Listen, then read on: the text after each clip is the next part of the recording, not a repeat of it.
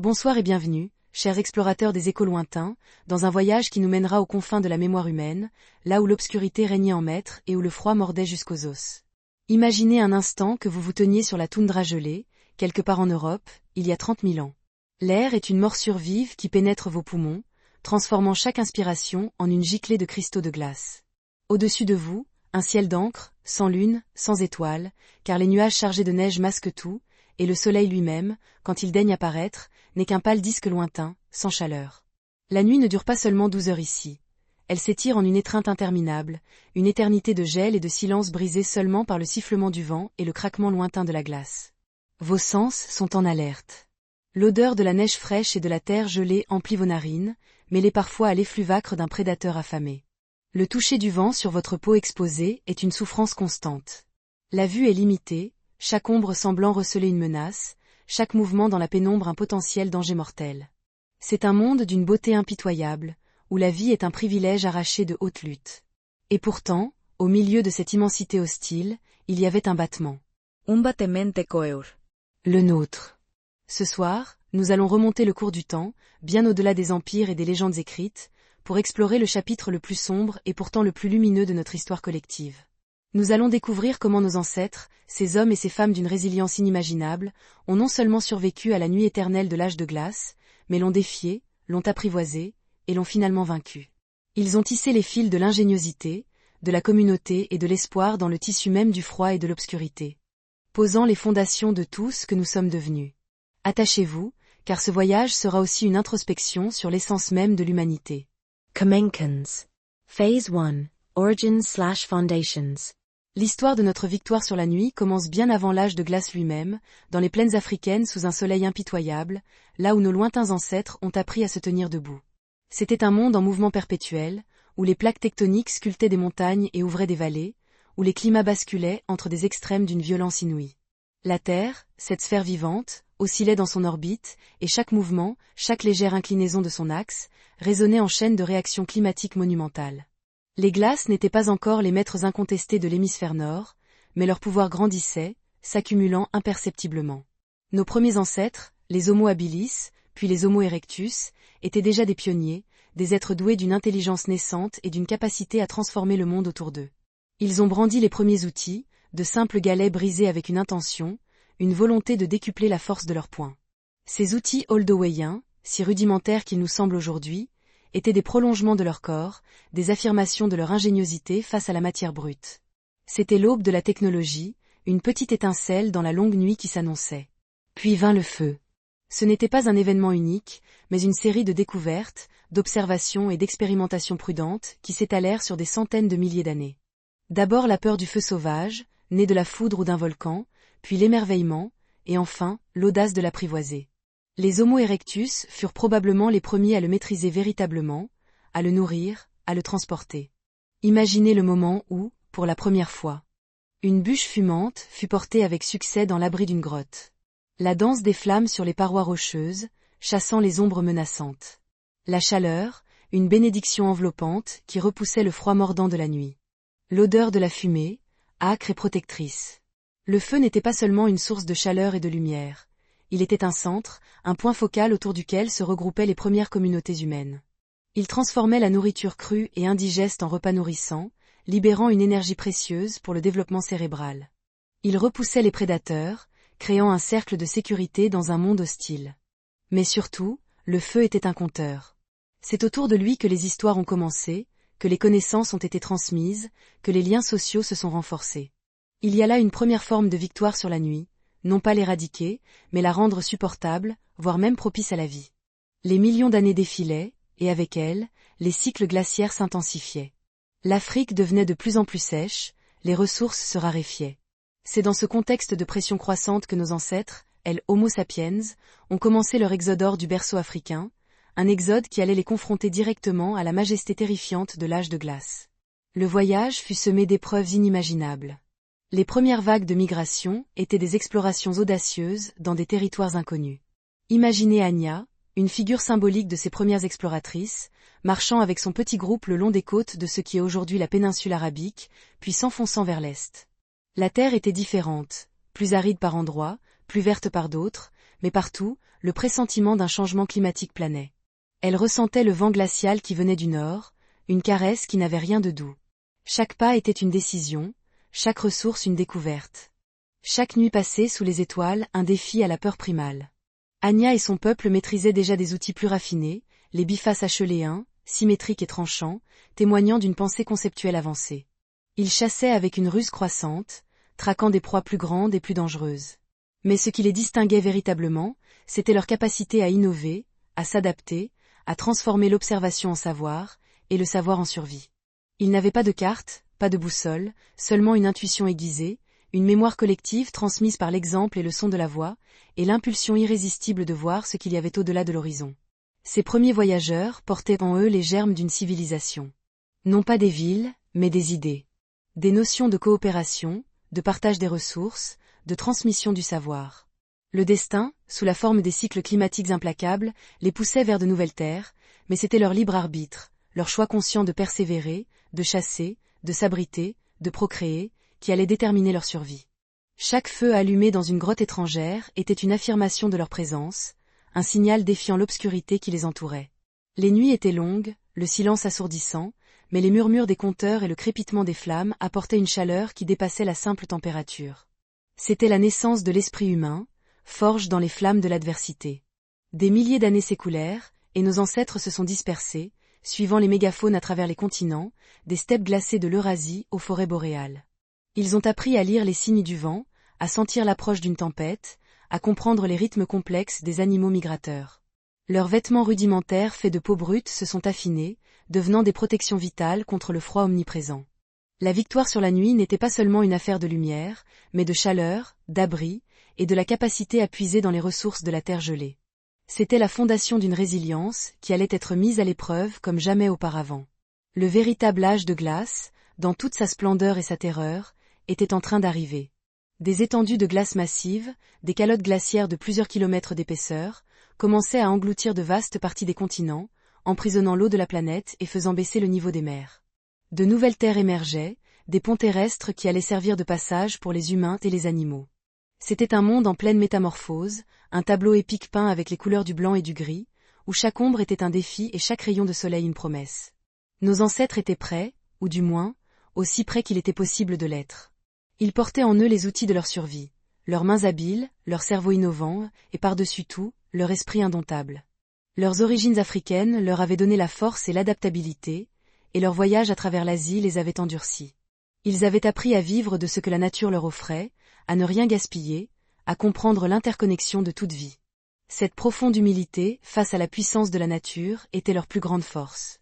L'humanité n'avait pas encore l'arrogance de croire qu'elle pouvait contrôler la Terre, elle cherchait à coexister, à survivre. Et c'est cette quête qui allait la mener à des sommets d'ingéniosité insoupçonnés, transformant les ténèbres en une toile pour leur plus grande réalisation. Phase 2, apogée, âge d'or. Les millénaires s'écoulèrent, les glaces s'étendaient, mais l'humanité, loin de s'effondrer, entrait dans son âge d'or paléolithique. Une période d'expansion, de réussite et d'épanouissement culturel qui défie l'image du troglodyte, barbare que l'imaginaire populaire a si souvent dépeint. C'est ici que se trouve une profonde idée fausse commune. Loin d'être des brutes primitives, nos ancêtres de l'âge de glace étaient des êtres d'une sophistication remarquable, des artistes, des ingénieurs, des stratèges et des philosophes à leur manière. Le froid, plutôt que de les paralyser, les a aiguisés. L'obscurité a nourri leur besoin de lumière, non seulement physique mais spirituelle. L'humanité s'est répandue sur tous les continents habitables, traversant le détroit de Bering gelé pour atteindre les Amériques, naviguant audacieusement vers l'Australie et la Nouvelle-Guinée. Ces voyages étaient des prouesses de navigation et d'endurance, des actes de foi dans l'inconnu, poussés par la curiosité et la nécessité. Sur la terre ferme, les techniques de chasse se sont affinées pour devenir de véritables arts. Les groupes de chasseurs n'étaient pas de simples collectionneurs de viande. Ils étaient des stratèges, des observateurs méticuleux des comportements animaux, des maîtres de la topographie. Prenez Lyra, par exemple, une figure emblématique de la chasseuse-chef d'une lignée qui traquait les grands troupeaux de mammouths et de bisons dans les steppes d'Europe de l'Est. Lyra n'était pas plus grande que la plupart, mais ses yeux, d'un brun profond, brillaient d'une intelligence vive et d'une détermination inébranlable. Elle connaissait chaque repli de terrain, chaque courant de vent. Elle pouvait lire la toundra comme d'autres lisent un livre, déchiffrant les traces de pas, les odeurs persistantes, les cris d'oiseaux qui annonçaient la présence de proie. Son arme de prédilection n'était pas la force brute, mais l'ingéniosité. C'est sous sa direction qu'un groupe d'hommes et de femmes apprit à utiliser le propulseur, ou atlatl, une simple pièce de bois qui démultipliait la puissance du bras, transformant une lance ordinaire en un projectile mortel capable d'abattre un bison laineux. Le sifflement d'une lance propulsée par Lyra était un son de victoire, brisant le silence gelé de l'aube.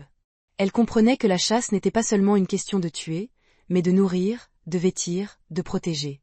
Elle portait une tunique ajustée en peau de renne, ornée de perles d'os polis et de coquillages, preuve de son statut et de l'artisanat sophistiqué de son peuple. La fourrure épaisse, cousue avec des tendons animaux et une aiguille en os d'une finesse remarquable, la protégeait des vents glacials. Chaque couture était une ligne de défense contre l'implacable hiver. Mais l'âge d'or ne se limitait pas à la survie physique. C'était aussi un âge de profonde floraison spirituelle et artistique.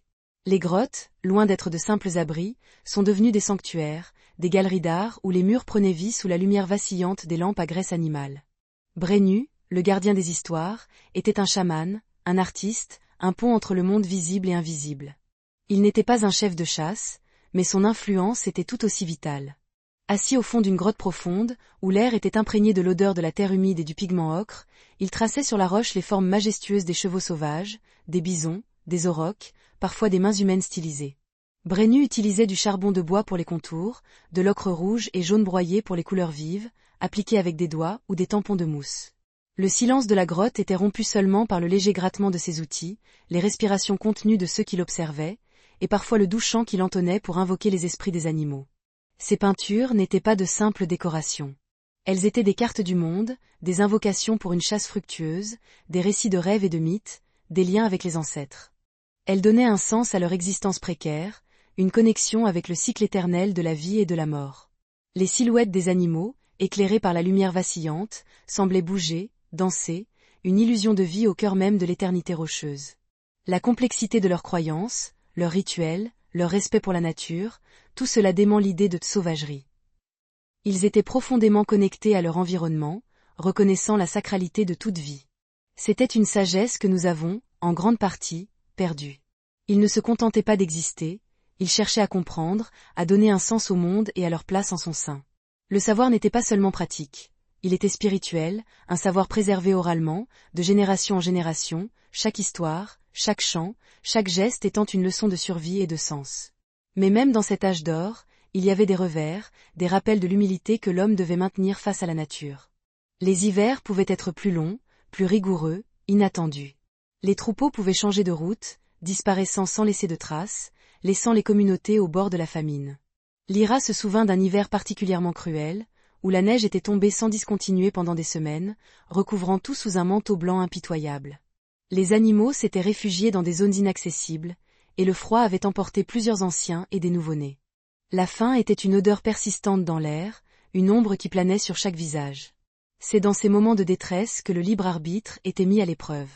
Fallait-il rester, espérer le retour des troupeaux, ou fallait-il prendre le risque de migrer, d'abandonner un territoire connu pour l'incertitude? La décision de Lyra fut audacieuse. Elle conduisit son peuple à travers une gorge dangereuse, vers des terres qu'il n'avait jamais explorées. Guidée par une vieille légende parlant d'une source d'eau chaude et de refuge protégé du vent. Le coût humain de cette décision fut lourd, mais elle sauva la majorité de son groupe. Ces épreuves rappelaient constamment que l'homme, malgré toute son ingéniosité, restait vulnérable face à la puissance écrasante du destin climatique. Malgré ces épreuves, l'ingéniosité humaine s'épanouissait. L'invention de l'aiguille à chat, faite d'os ou d'ivoire, a révolutionné la confection de vêtements. Fini les peaux brutes jetées sur le corps. Maintenant, des vêtements ajustés, superposés, cousus avec des tendons, des fibres végétales ou de fines bandelettes de cuir, offrant une isolation thermique inégalée. Les bottes montantes, les mitaines doublées, les capuches profondes, chaque pièce était une barrière vitale contre l'engelure et la mort. La vue d'une mère cousant méticuleusement une tunique pour son enfant, le regard concentré, la lumière du feu se reflétant sur l'aiguille polie, était une scène commune et un acte de survie quotidien. L'odeur de la peau tannée et de la fumée imprégnait les abris. Les abris eux-mêmes évoluaient. De simples grottes, ils passèrent à des constructions sophistiquées. Huttes de peau tendue sur des cadres d'os de mammouth, parfois semi-enterrés pour une meilleure isolation, avec des foyers centraux et des conduits de fumée rudimentaires. Certains de ces villages de tentes de mammouth pouvaient abriter des dizaines de personnes, créant des communautés vibrantes même au cœur de l'hiver. Le son des conversations, les rires d'enfants, le crépitement du feu, tous ces bruits se mêlaient, formant une symphonie de vie au milieu du désert blanc. Cet âge d'or a vu l'émergence d'une complexité sociale et culturelle stupéfiante. Les échanges de silex, de coquillages, d'ambre et d'autres matériaux précieux sur de longues distances suggèrent des réseaux commerciaux élaborés et des alliances entre groupes. Les parures personnelles, les bijoux en perles, en dents d'animaux, en coquillages, n'étaient pas seulement esthétiques. Ils portaient des significations sociales et spirituelles profondes, marquant l'identité, le statut, les affiliations. La parure de Kael, un jeune chasseur en formation, consistait en quelques dents de renard enfilées sur un cordon de cuir, un symbole de son habileté naissante et de son appartenance à son clan. Le mythe et la réalité étaient inséparables. Les mythes expliquaient les cycles saisonniers, les mouvements des animaux, l'origine de l'homme. La réalité, dure et souvent brutale, était le terrain sur lequel ces mythes prenaient racine, aidant les gens à naviguer dans un monde imprévisible. Les histoires de la grande mère de la chasse, ou du chasseur étoile, n'étaient pas de simples contes. Elles étaient des guides de survie, des ancrages psychologiques contre le désespoir. La nuit éternelle n'était pas juste un manque de lumière. Elle était un espace de puissance spirituelle, le domaine des rêves, des esprits, et des mystères de l'univers. Le feu, dans ce contexte, n'éclairait pas seulement les corps, mais aussi les âmes, permettant aux hommes de contempler les étoiles à travers les histoires, même quand elles étaient cachées par les nuages. Cette période a prouvé que la vraie victoire sur l'obscurité ne réside pas dans sa suppression, mais dans la création de notre propre lumière, intérieure et extérieure. Phase 3, conflit, transformation. L'apogée de l'âge de glace n'était pas une stabilité constante, mais une danse continue entre l'adaptation humaine et la fureur climatique. Au moment où nos ancêtres semblaient avoir maîtrisé leur environnement, le destin a frappé de nouveau avec une force inouïe. Nous entrons ici dans la période du dernier maximum glaciaire, il y a environ 26 500 à 19 000 ans, le point culminant de la glaciation, où les calottes de glace atteignirent leur extension maximale, couvrant d'immenses étendues de l'Amérique du Nord, de l'Europe et de l'Asie. Le monde se rétrécissait, les températures chutaient encore davantage, et les ressources devenaient encore plus précieuses. C'était un conflit ouvert entre l'humanité et la planète elle-même, une période de transformation forcée qui allait pousser l'ingéniosité humaine à ses limites extrêmes. Imaginez les vents glacés soufflant sans relâche, soulevant la neige en tourbillons aveuglants, transformant le paysage en un linceul blanc infini. Le silence pouvait être assourdissant, brisé seulement par le hurlement lointain des loups ou le craquement terrifiant d'un glacier en mouvement. Le coût humain de cette période fut immense. La population mondiale a diminué, des groupes entiers ont disparu, emportés par le froid, la famine ou des maladies opportunistes. Chaque hiver était une épreuve, chaque printemps une libération, toujours incertaine. C'est dans ce contexte que des figures comme Kael, l'ingénieur du froid, prenaient toute leur importance. Kael n'était pas le chef du clan, mais il était celui dont l'esprit pratique et la connaissance de la construction étaient essentiels à la survie. Son clan, retranché quelque part dans les plaines d'Ukraine actuelles, avait perfectionné l'art des huttes en os de mammouth. Kael était un homme robuste, aux mains calleuses, marqué par des années de travail acharné. Ses yeux, souvent plissés contre le vent, balayaient constamment l'horizon, non pas pour la chasse, mais pour la recherche de ces immenses ossements. Le processus était laborieux. D'abord, trouver les carcasses, souvent anciennes, parfois gelées dans le permafrost. Puis, dégager les os, notamment les mandibules massives, les défenses courbées et les omoplates plates, qui serviraient de fondation et d'armature. L'odeur des os anciens, de la terre gelée et de l'effort physique remplissait l'air. Ensuite, les transporter, un effort collectif exigeant une organisation parfaite. Enfin, la construction, un cadre de bois de renne ou d'os. Ancré solidement dans le sol gelé, puis recouvert de peau de mammouth épaisse, cousu avec une minutie incroyable. Le tout était souvent renforcé par de la terre ou des mottes d'herbe pour une isolation maximale. Kael passait ses journées à superviser, à conseiller, à travailler aux côtés des autres. Il avait découvert que l'ajout d'une cheminée rudimentaire, faite de pierre et de boue séchée, améliorait la ventilation et la qualité de l'air à l'intérieur, réduisant la toux et les irritations causées par la fumée. Ces décisions clés étaient souvent des questions de vie ou de mort. Choisir le meilleur emplacement pour un abri, décider de la quantité de peau à utiliser, organiser les rotations pour la collecte du bois de chauffage. Il portait un lourd manteau de fourrure de bison, doublé de plusieurs couches, avec un col qui protégeait sa gorge du vent, et des moufles épaisses. L'ingénierie n'était pas une science abstraite, mais une danse avec le matériel, une écoute constante des murmures du vent et des craquements de la structure.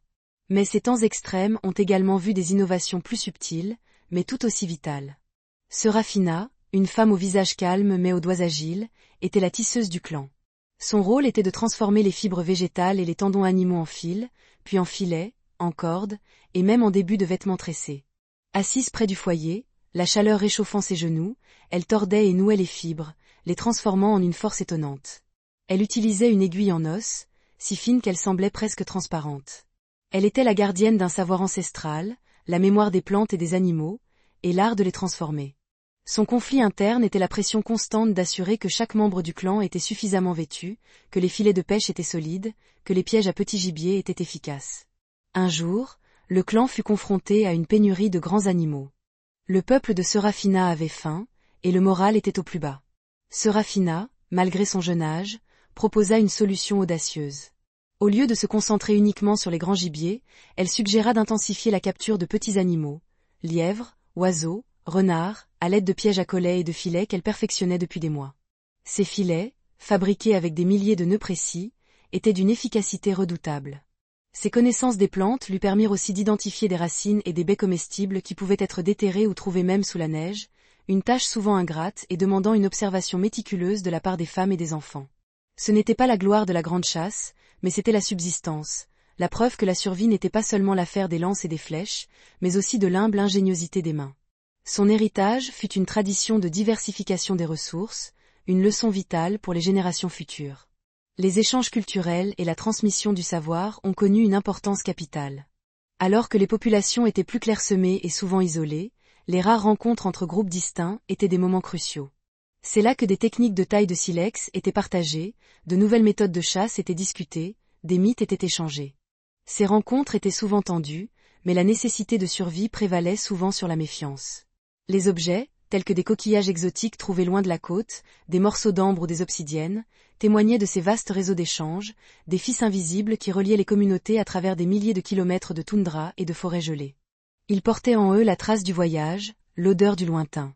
Les perspectives des non-élites, les enfants, les anciens, les femmes, sont essentielles pour comprendre cette période.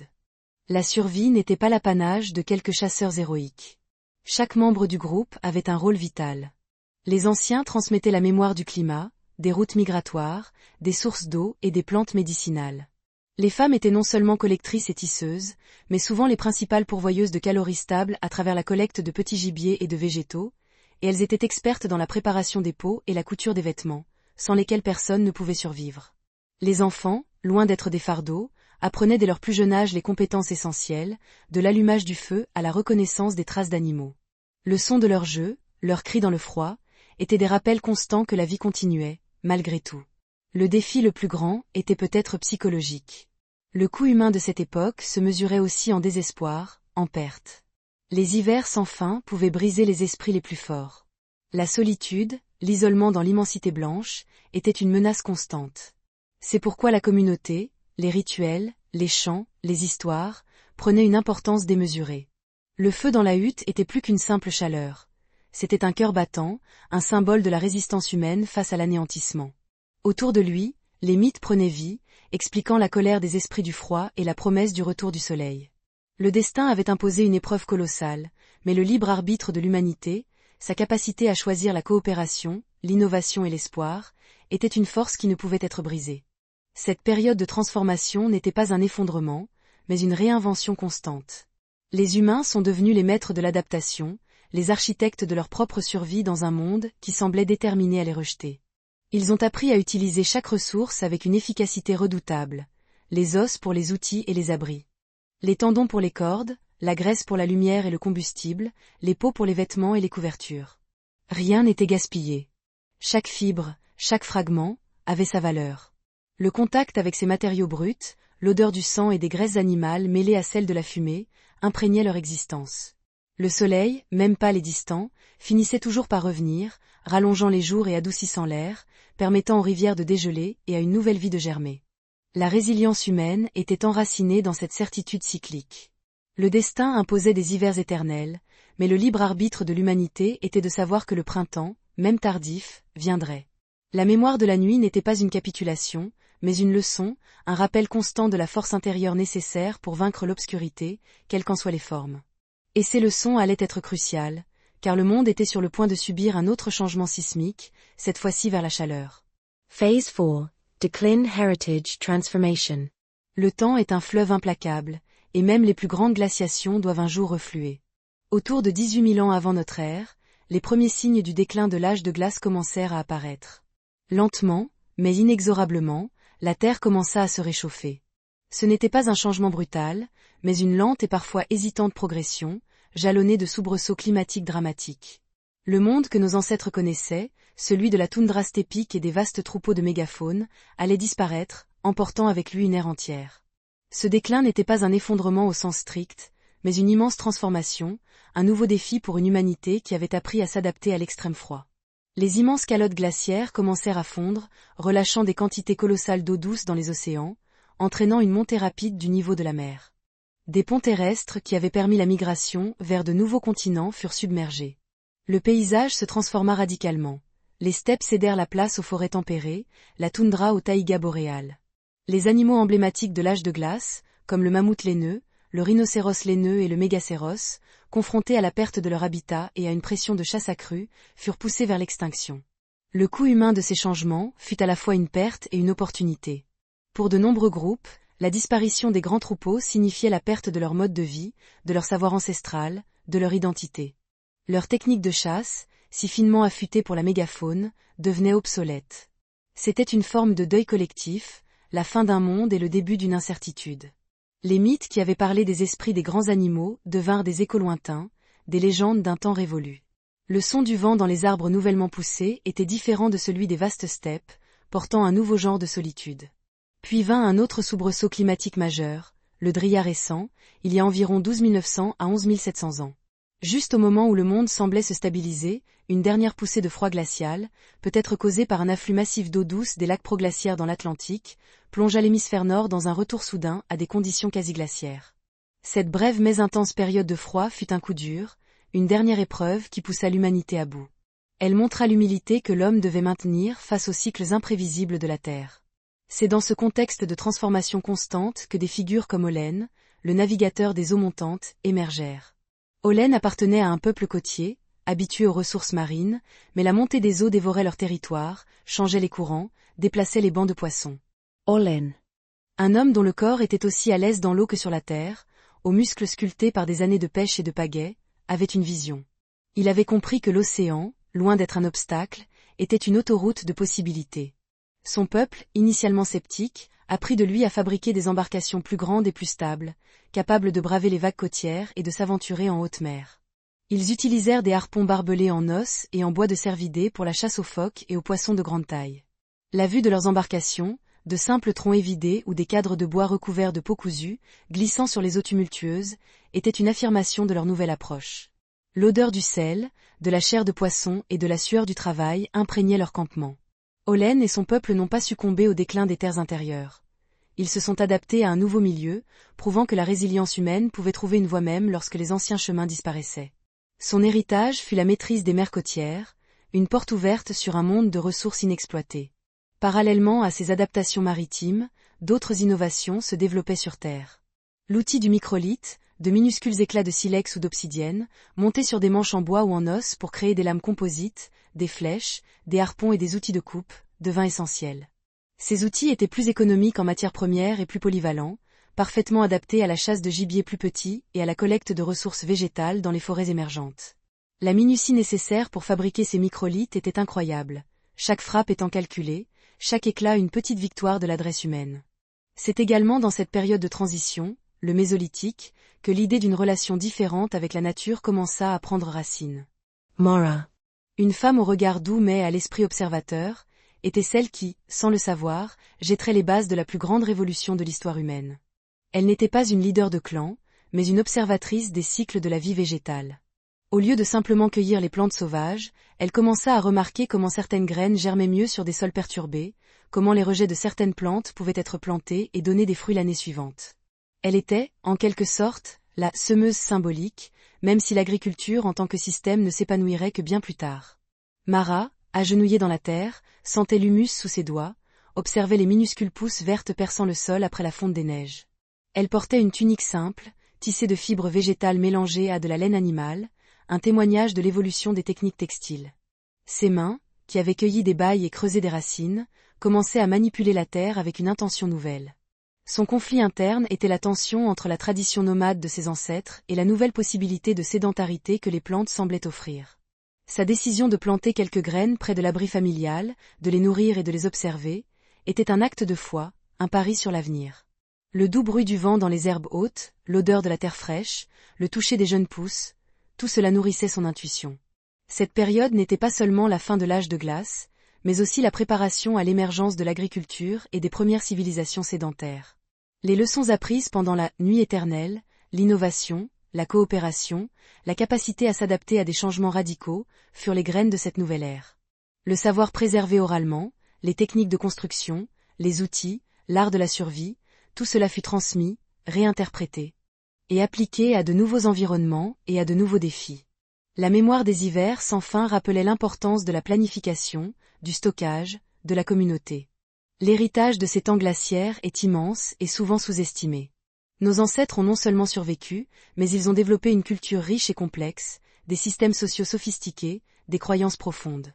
Ils ont prouvé que la résilience humaine n'est pas passive, mais active, inventive. Ils ont sculpté des statuettes, peint des œuvres d'art qui rivalisent avec les plus grands chefs-d'œuvre de l'histoire, inventé des outils qui ont transformé leur monde. Ils ont donné un sens à la vastitude cosmique, non pas en la dominant, mais en s'y intégrant avec humilité et respect. Le pont avec l'époque moderne est direct et palpable. Chaque fois que nous faisons preuve d'ingéniosité face à un problème, que nous coopérons pour un bien commun, que nous trouvons la force de persévérer face à l'adversité, nous faisons écho à nos ancêtres de l'âge de glace. Le coût humain de leurs grands événements nous rappelle la fragilité de notre existence, mais aussi la force de notre esprit. Le savoir qu'ils ont préservé, même s'il a été transformé 1000 fois, est la fondation de notre civilisation. La ténacité à construire, à créer, à chanter, même dans l'obscurité la plus profonde, est leur plus grand cadeau. La nuit éternelle a forgé l'âme humaine, et nous sommes tous les héritiers de cette formidable victoire. Epilogue, Echoes Moderns. Nous sommes à la fin de notre voyage, mais le périple de l'humanité, lui, ne s'est jamais achevé. Les échos de ces hivers profonds et de ces nuits sans fin résonnent encore en nous, inscrits dans notre ADN, dans nos mythes les plus anciens, dans nos peurs et nos triomphes les plus fondamentaux. Nous ne nous tenons plus sur la toundra glacée, l'odeur âcre du feu de bois flottant dans l'air, mais nos villes modernes, avec leurs lumières scintillantes et leurs systèmes de chauffage complexes, sont des extensions directes de cette première victoire sur l'obscurité et le froid. Chaque ampoule qui s'allume, chaque radiateur qui réchauffe une pièce, est un hommage silencieux à la lueur vacillante qui a jadis sauvé nos ancêtres. Pensez à la résilience collective que nous observons aujourd'hui face aux crises, aux catastrophes naturelles, aux défis climatiques. Cette capacité à se relever, à reconstruire, à innover sous la contrainte, n'est pas une nouveauté. Elle est un héritage direct de ces hommes et de ces femmes qui ont défié le destin imposé par les glaces. Leur libre arbitre, leur choix de persévérer, de chercher la lumière et la chaleur, a façonné notre nature la plus profonde.